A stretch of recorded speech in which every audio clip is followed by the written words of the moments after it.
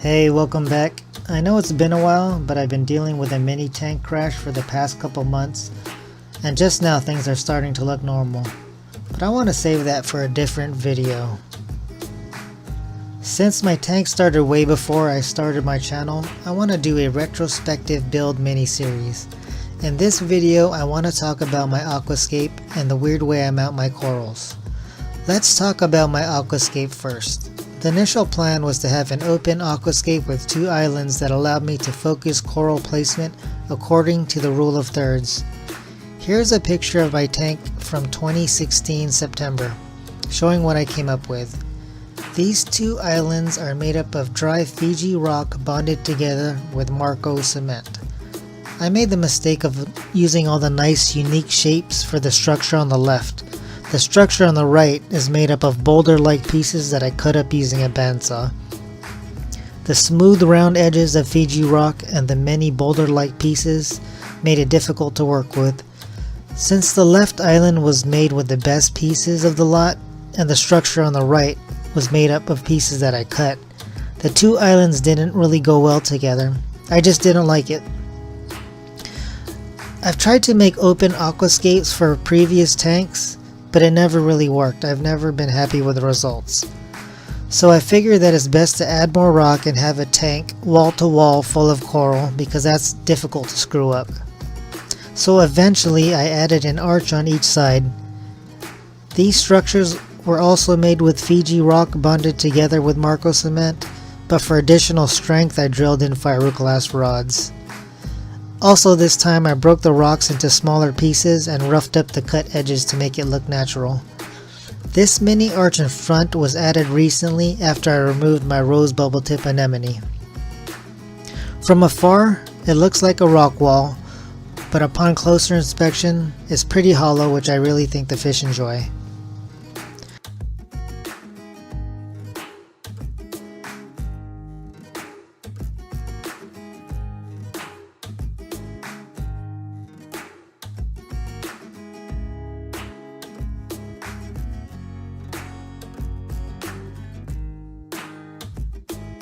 So since I'm talking about my rockscape, I want to use this opportunity to talk about those huge frag discs that people often ask about. I have to admit they can be pretty darn ugly, but they do serve a practical purpose.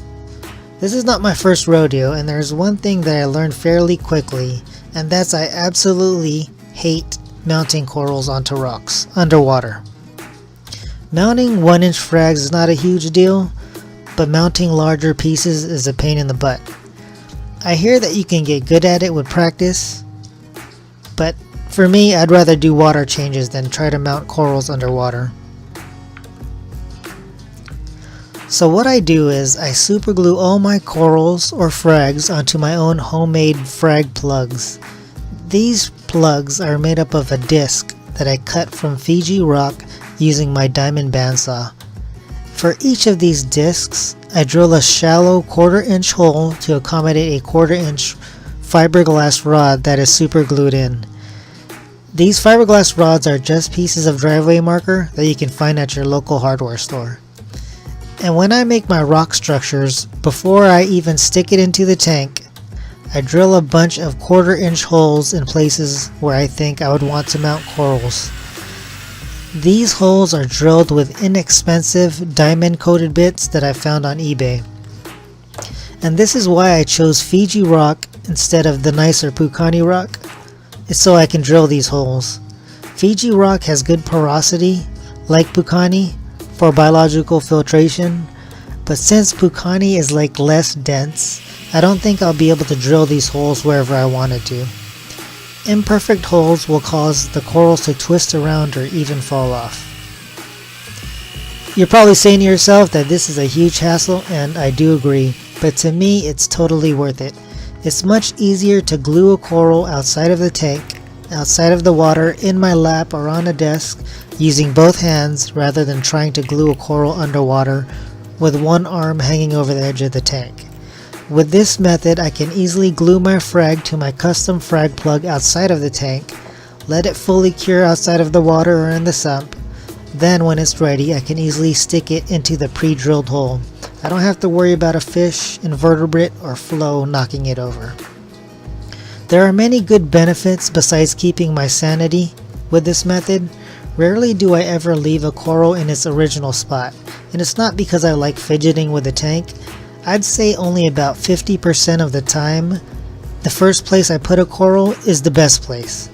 Even if I do get it right the first time, there will come a time when the coral would need some trimming, either fragging or I need to shape it in some way, and it's so much easier to do when the coral is sitting right in front of me.